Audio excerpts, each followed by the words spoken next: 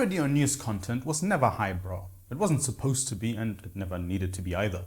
As long as the satire was funny and factual, that was enough. That much hasn't changed, but something else has. Somewhere between the pandemic and now, the way this sort of humor works has shifted, and the shift feels strange. This isn't a political video, not directly, but the topic can't really be separated from politics either, so my own leanings will inevitably show through.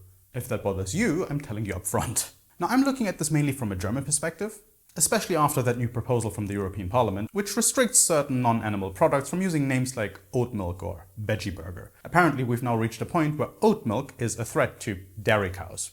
For context, I don't eat dead animals, or live ones, or much from animals at all. But I also couldn't care less if something's called a vegan burger or round pea protein slab with fat and chemicals. While the latter obviously rolls right off the tongue, it really doesn't matter.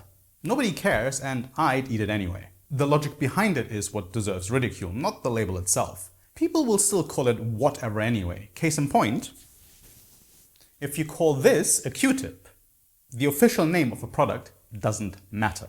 And the fact that this was even on the political agenda while the planet's quite literally on fire says enough about priorities. But that's not really my focus today, because what happens next is where it gets interesting. To me anyway. Government makes a meaningless decision, backed by idiotic reasoning. Comedians, satirists and creators start mocking it. Fair enough, business as usual. But the topic is so flat that even the jokes don't travel very far. Not because they're bad creators or writers, the material itself just doesn't have depth. Is this milk almost drinking? It's not great. It's just topical and needs to be covered to stay current. Again, fair enough. And yet the engagement goes through the roof. Why? Because the people getting angry about it are the punchline. Let me put it vaguely because it's safer that way. You have these people, the ones making the jokes. Then you have those people, the ones who hate the jokes. And again, German perspective, I'm not talking about American Democrats. Different thing entirely, quite the opposite in fact. Let's just say it used to be a red, white and black flag. And now they use this to find each other online. You get the picture. Anyway, they swarm the comments, calling it the greatest rage bait against vegans of all time, without realizing that they are the bit.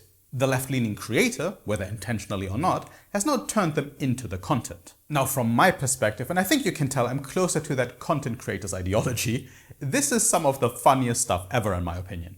Because the content itself isn't even the entertainment anymore. It's the comments section. You see a little person eating a giant hot dog, run to the comments. You see something creepy lurking in the background of an otherwise normal video, run to the comments. That's where the real show is now. So go on then, cream those comments with your best take on why oat milk needs to be oat drink.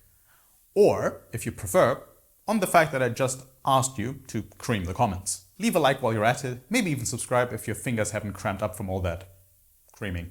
And while we're being disgusting, you'll see this kind of thing in traditional long-form videos too. The most recent example that made me think of it was MKBHD's AirPods Pro 3 review. When he opened his old AirPods Pro 2 case, and it was caked in yellow-orange gunk, I actually stopped the video, scrolled straight to the comments and realized everyone had the same thought.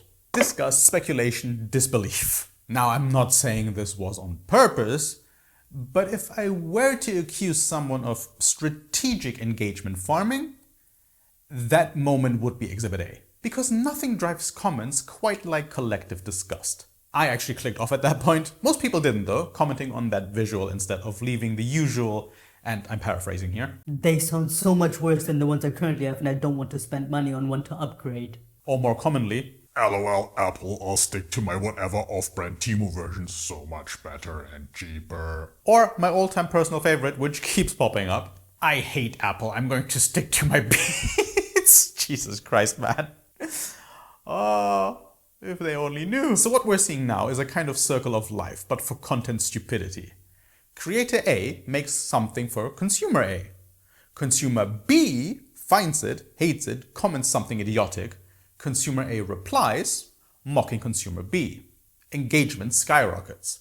Creator A now realizes this works, leans into it, and the cycle repeats as creator B is now picking up on it too. Nobody's learning anything, nobody's laughing at the joke anymore. We're all just laughing at each other. Not with, at.